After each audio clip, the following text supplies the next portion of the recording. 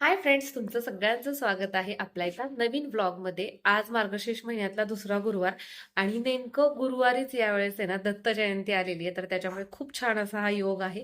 खूप छान अशा पद्धतीचं वातावरण सगळीकडेच असणार आहे याची मला खात्री आहे. तशाच पद्धतीचं वातावरण आमच्या इथे सुद्धा आहे. इथे जे रेवणनाथाचं मंदिर आहे ना, त्या मंदिरामध्ये प्रत्येकच पौर्णिमेला कीर्तन असतं. पण आज दत्त जयंतीमुळे थोडंसं जास्त आणखीन आपण कसं म्हणतो जास्त मोठ्या प्रमाणात लोक येतात किंवा खूप जास्त गर्दी होते. अशा पद्धतीचं वातावरण आहे.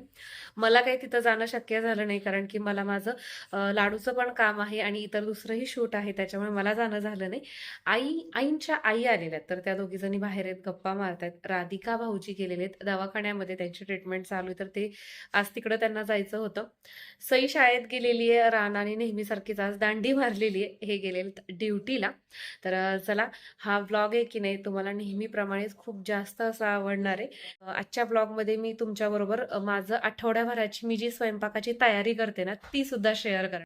आता मी वाटण करायला घेणार आहे. तर वाटण एक 2 ते 3 प्रकारचे आम्ही करतो. जसं की मी तुम्हाला मगाशी म्हटलं, सगळ्यात अगोदर तर शेंगदाण्याचं कूट जे आठवड्याभरासाठी लागतं. दुसरं वाटण म्हणजे आलं लसणाची पेस्ट. आणि तिसरं वाटण ते म्हणजे ज्या भाज्या आपण काळ्या तिखटाच्या किंवा मस्त चमचमीत अशा करतो ना, त्याच्यासाठी लागणार एक वेगळं वाटण.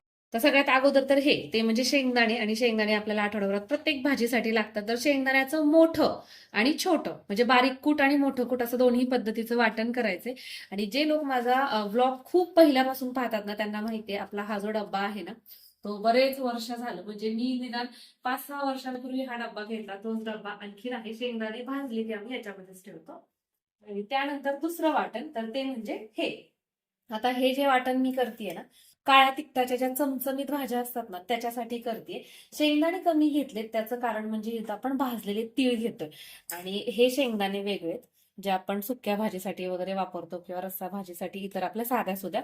आणि हे शेंगदाणेत ना, हे वेगळेत. ह्या शेंगदाण्यांमुळे काय होतं माहितीये का, एकतर भाजी तुम्ही जर एकदम बारीक असं हे वाटलं की नाही, तर एकदम एकसंध अशी भाजी तयार होते.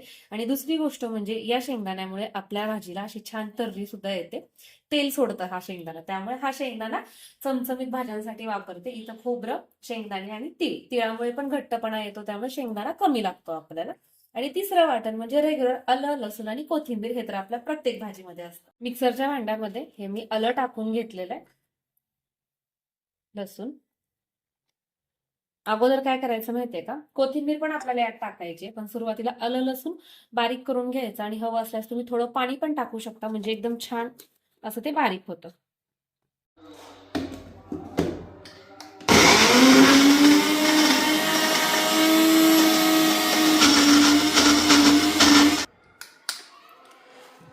आता हे एवढं झालं ना, तर यामध्ये आता आपण कोथिंबीर टाकतोय. ही कोथिंबीर मी आधीच थोडीशी चिरून घेतली आहे.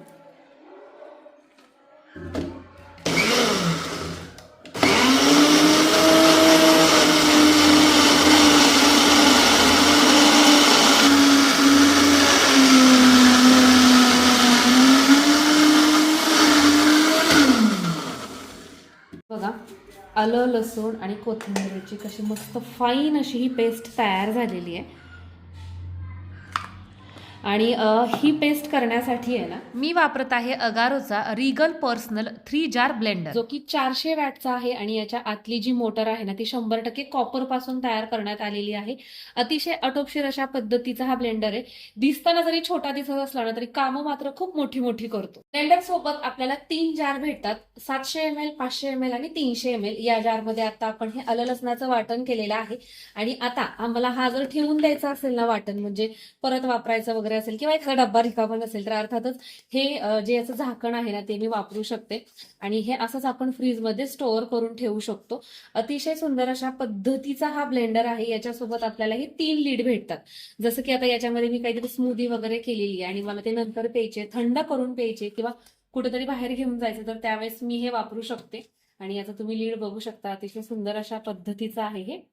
आणि सोबतच हा हे स्ट्रेनर किंवा हे स्ट्रेनर लीड आहे. जर याच्यामध्ये तुम्ही एखादा ज्यूस तयार केला, जसं की वॉटरमेलनचा, आणि त्याच्या ज्या बिया आहेत ते यामध्ये राहिल्या असतील, तर त्या गाळण्यासाठी तुम्ही या लीडचा वापर करू शकता. आपल्याला 2 ब्लेड मिळतात अशा पद्धतीचे. आणि हे जे ब्लेड आहेत ना, स्टेनलेस स्टीलचे आहेत. 2 ब्लेड पैकी एक आहे 4 पात्याचा आणि एक आहे 2 पात्याचा. 2 पात्यांचा आपल्याला वापरायचा आहे ग्राइंडिंगसाठी आणि 4 पात्याचा वापरायचा आहे ब्लेंडिंगसाठी. आता हा मी 500 ml चा जार घेतलेला आहे. याच्यामध्ये सगळ्यात अगोदर तीळ टाकून घेतोय आणि तीळ आपण बारीक करून घेऊयात. कारण की तीळ सेपरेटच व्यवस्थित बारीक होतात आणि एकदम छान स्मूथ असं आपल्याला हे बारीक करून घ्यायचं.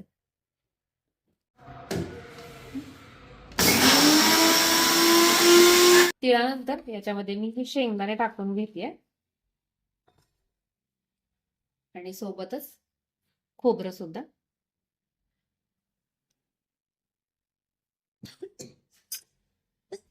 आता हे फिरवून घेऊयात.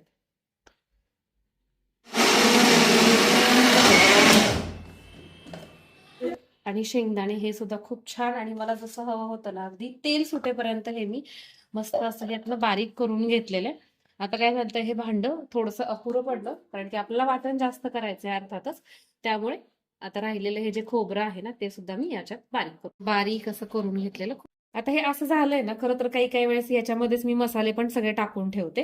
पण बऱ्याचशा वेळेस म्हणजे कसं होतं, आपल्याला भाजीच्या अंदाजानुसार सुद्धा आपण त्यात कमी जास्त करतो. त्यामुळे मी आता सध्या टाकत नाहीये. कोथिंबीर मात्र आवर्जून टाकते कारण की अचानक घरातली कोथिंबीर संपते. मग त्यामुळे या वाटणात जर कोथिंबीर असेल ना तर मग भागून जातं आपलं काम. हे सगळं व्यवस्थित असं एकत्र करून घेऊयात. हे असं एकत्रित करून घेतलं ना मग काय करायचं माहितीये का, डायरेक्ट असा याचा एक गोल गोळा तयार करून घ्यायचा. आता हे जे प्रमाण आहे ना ते तुम्ही तुमच्या घरामध्ये किती माणसं आहेत किंवा तुम्हाला भाजी किती लागते त्या हिशोबानुसार तुम्ही हे सगळं वाढवू शकता. आता हे जे मी केले ना वाटण, एवढ्यामध्ये आमच्या 3 भाज्या होतात. आणि हे आता जरी तुम्हाला थोडंसं कमी दिसत असलं ना तरी सुद्धा यातले तीळ शेंगदाणे एकदम बारीक झाल्यामुळे रश्श्यात टाकल्यानंतर आपोआप ते थोडंसं घट्टसर होतं. त्याच्या कुटाच्या बाबतीत कसं होतं, आपण उपवासाला खिचडीमध्ये वगैरे पण वापरतो आणि हे जे आपलं ब्लेड आहे ते खराब झालेले किंवा खरकट झालेले हे आपण धुवून घेणार. याची क्लिनिंग आहे ना खूप सोपी आहे. म्हणजे खालच्या साईडनं आहे ना फक्त आपण हलका असं हे प्रेस करायचं.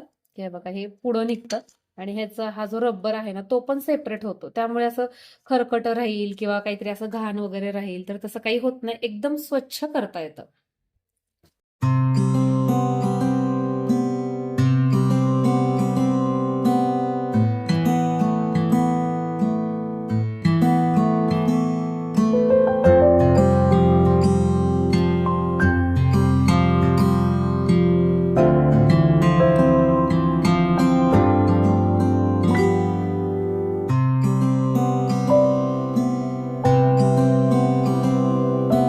स्वच्छ धुतल्यानंतर आहे ना आता हे अगदी सहज हे जे इथलं रबर आहे ना हे लागतं आणि हे अलगदपणे ठेवून घ्यायचं, थोडंसं प्रेस करायचं आणि पुढच्या वापरासाठी आपलं ब्लेड तयार झाले.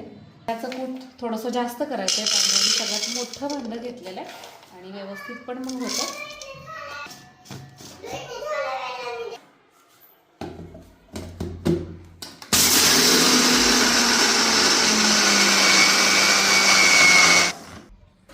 तर इथे तुम्ही बघू शकता हे आपलं शेंगदाण्याचं कूट सुद्धा एकदम छान असं बारीक झालेलं आहे. तुम्हाला जर थोडं मोठं हवं असेल तर तुम्ही मोठं करून ठेवू शकता किंवा अशा पद्धतीनं बारीक सुद्धा करून ठेवू शकता. तुम्हाला जर अगारोच्या या रिगल पर्सनल ब्लेंडरची लिंक हवी असेल तर डिस्क्रिप्शन बॉक्समध्ये देते, चेक करू शकता. मी आहे ना तुम्हाला वाटण तर दाखवलं की मी कुठल्या कुठल्या पद्धतीची वाटणं करते आणि याच्या व्यतिरिक्त आणखीन सुद्धा वेगवेगळी करते, पण ते एखाद्या पुढच्या व्हिडिओमध्ये तुमच्याबरोबर शेअर करेल. तर आता मी करायला लागले भरून वांग, मसाला भरून वांग करणार आहे. आणि जसं की मी तुम्हाला मगाशी म्हटलं ना की आईंच्या आई आलेल्या आमचे गुरुवार आहेत पण त्यांना गुरुवार नाही आणि त्यांना जेवायचं तर म्हटलं मला वाटण केलं, भाजी करूयात. आणि आता मी आमच्या सहित भाजी करते संध्याकाळ सहित, कारण की ह्याच्यानंतर मला दुसरं पण काम आहे. तर मग त्याच्यामुळे म्हटलं फक्त ही भाजी करून ठेवता येईल, बाकीची सुकी भाजी वरण भात किंवा आणखीन जे काही आहे ना दूध खीर वगैरे ते संध्याकाळी करता येईल. पण हातासारखी संध्याकाळसाठी ही पण भाजी करून घेऊयात, आजींना पण होईल आणि माझं पण काम होईल. तर आजचं वांग आहे ना तर थोडंसं जास्त चमचमीत मी करणार आहे, कारण की ही वांगी आहेत ना आपण तेलातनं तळून घेणार आहे आणि मग नंतर परतणार आहे. तर त्यासाठी थोडंसं जास्त तेल टाकलेलं आहे आणि हे तेल आहे ना एवढं सगळं ह्या भाजीला लागत नाही. वांगी एकदा तळून घेतली ना मग हे परत जे खाली शिल्लक राहिलेलं तेल आहे ना ते आपण दुसऱ्या भाजीसाठी पण वापरू शकतो. तेल थोडं करून घेते आणि पाण्यातली ही जी वांगी आहेत ना ती अशी बाजूला काढून पिळून घ्यायची बरं का. याच्यामुळे काय होतं, पाणी ह्याच्यात जास्त राहिलं की नाही मग ते तेल खूप जास्त तडतड तडतड उडतं. त्यामुळे हे असं पिळून घेते.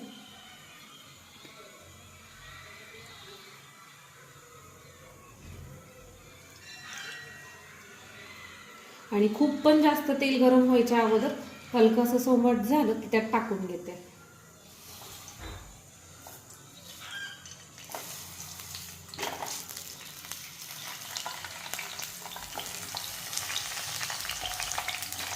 आणि अगदी थोडंसं मीठ त्याच्यावरती टाकायचं, कारण की त्या वांग्याच्या आतमध्ये पण आता मिठाचा फ्लेवर किंवा मिठाची जी चव आहे ना ती जाते. नाहीतर मग नुसतीच वांगी तळून घेतली ना, मसाला छान चविष्ट लागतो पण वांगी उगाच अशी पांचट लागतात.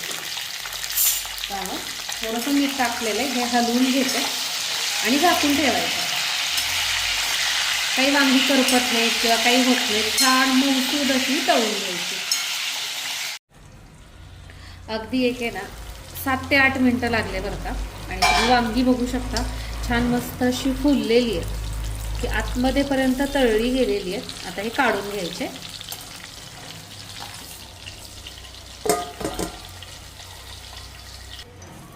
यातलं आहे ना आपण तेल काढून घेऊयात आणि जेवढं आपल्याला आवश्यक आहे तेवढंच ठेवता येईल.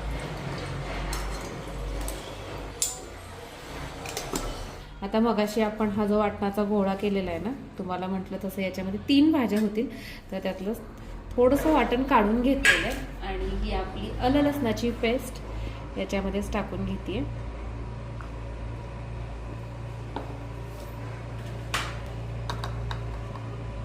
आणि ही हळद, हा आपला घरगुती पद्धतीनं तयार केलेला काळा मसाला आहे बरं का. तुम्ही ऑर्डर करू शकता जर तुम्हाला हवं असेल ना, तर जो माझा व्हॉट्सअपचा नंबर आहे तो तुम्हाला खाली डिस्क्रिप्शन बॉक्समध्ये देते. तुम्ही मसाले ऑर्डर करू शकता, तुम्हाला कितपत तिखट करायचे त्यानुसार. आणि थोडासा कांदा लसूण मसाला हा सुद्धा तुम्हाला मिळेल. गरम मसाला 2 चमचे, धणा पावडर, चवीनुसार मीठ. मग अशी वांग्यावरती पण मीठ टाकले, मग त्या हिशोबाने मीठ टाकते. आता हे सगळं छान एकत्र करून घेऊयात.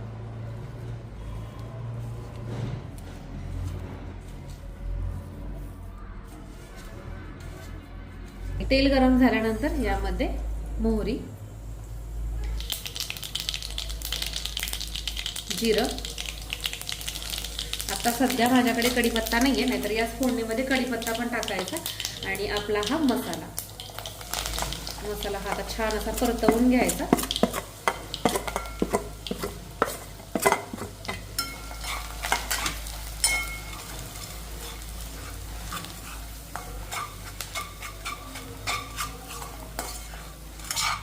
ही मसाला आहे ना एक 3-4 मिनिट चांगला असा बिना पाण्याचा परतवून घ्यायचा. आणि मग नंतर आहे ना याच्यामध्ये थोडंसं पाणी टाकायचं आणि छान तेल सुटू द्यायचं. याला असं रट रट रट तो मसाला आहे ना तो शिजवून घ्यायचा आणि मग वांगी टाकायची.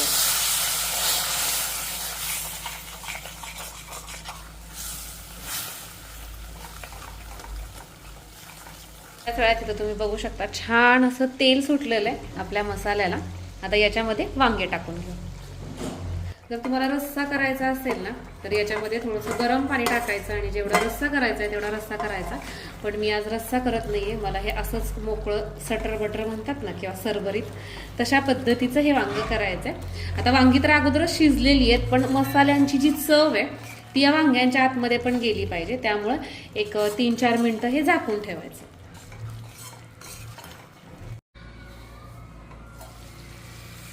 मस्त चमचमीत असं आपलं वांग तयार झाले. आणि सगळ्यात शेवटी नेहमीप्रमाणे त्याच्यावरती खूप सगळी हिरवीगार अशी कोथिंबीर.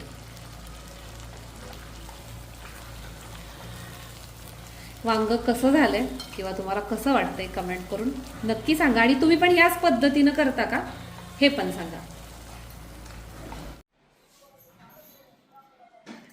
काय बघतो तू? काय रानू? रानू बघतो दादांचं बांधकाम ना. घर कसं बांधतात हे बघायचं चाललंय रानूचं. आणि इथं आमच्या शेजारी बांधकाम काढलेलं आहे आणि रानूला प्रश्न काय पडलाय रानू की घर कसं बांधतात की नाही. रानू मला म्हणत होता मग आपलं हे घर कसं बांधलं. रानू होता का घर बांधताना? आ होता? मीच नव्हते तू कुठनं आला रे? मीच नव्हते घर बांधताना, माहितीये का? होता होय. इथं सई आणि राणाचा चाललाय खेळ. कसे कंपाऊंडवर बसलेत बघितलं का. 2 माकड, एक छोटं माकड आणि एक मोठं माकड. माकड आहे ना. होय. आणि इथं आजी आणि आई गप्पा मारत बसलेल्या आहेत.